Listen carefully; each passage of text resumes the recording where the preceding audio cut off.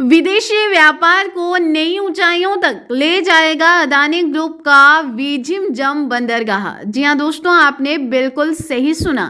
केरल का बीजिंगम बंदरगाह अदानी ग्रुप के पोर्ट इंफ्रास्ट्रक्चर में एक नए अध्याय की शुरुआत है। मुख्यमंत्री पिनाराई विजयन ने यहां पर पहले जहाज को हरी झंडी दिखाकर इसका उद्घाटन किया। फिर रविवार को भव्य समारोह के साथ 7,700 करोड़ रुपए के निवेश वाले बीजिंगम पोर्ट पर कामकाज शुरू हो गया।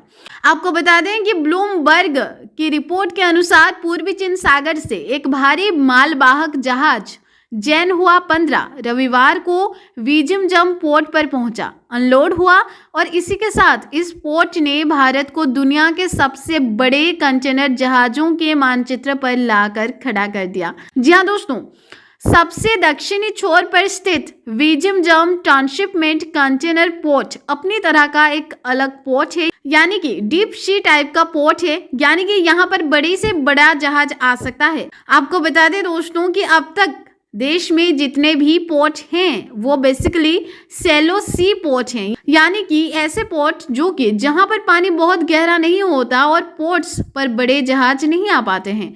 आपको बता दें कि जेनहुआ 15 जैसे बड़े और भारी मालवाहक जहाज पहले भारत नहीं आते थे, क्योंकि यहाँ के बाकी पोर्ट्स पर ऐसे जहाज़ों को संभालने के लिए पर्याप्त गहराई नहीं है। ऐसे जहाज कोलंबो, दुबई और सिंगापुर जैसे बंदरगाहों पर रुकते थे। हालांकि बीजिंगम पोर्ट भारत को चीन के प्रभुत्व वाले अंतर्राष्ट्रीय समुद्री व्यापार का बड़ा हिस्सा हासिल करने में मददगार साबित होगा। यह देश में आने जाने वाले कार्गो के लिए भी लॉजिस्टिक कॉस्ट को कम करेगा और देश के वैकल्पिक मैन्युफैक्चरिंग सेंटर बनने की आकांक्षा को भी बढ़ावा देगा।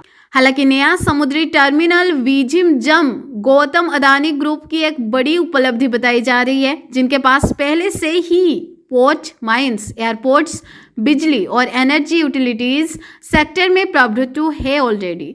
ये पोर्ट अदानी ग्रुप के इंफ्रास्ट्रक्चर को और मजबूत करेगा। ऐसे में दोस्तों, आपको यहाँ पर और एक जानकारी भी हम देते चलें कि ट्रांसशिपमेंट से मतलब है कि माल के अंतिम गंतव्य के रास्ते में किसी बंदरगाह पर माल को एक मूल जहाज से दूसरे बड़े जहाज पर स्थानांतरित करने से है। यानी इस बंदरगाह पर बड़े जहाज से माल उतरेगा और फिर देश के दूसरे पोर्ट के लिए छोटे छोटे जहाज उस माल को लेकर रवाना हो जाएंगे। रविवार को बीजिंगम में पहला जहाज रिसीव करना एक बड़े समारोह की तरह था, जिसको देखने के लिए बड़ी संख्या में लोग उमड़ पड़े।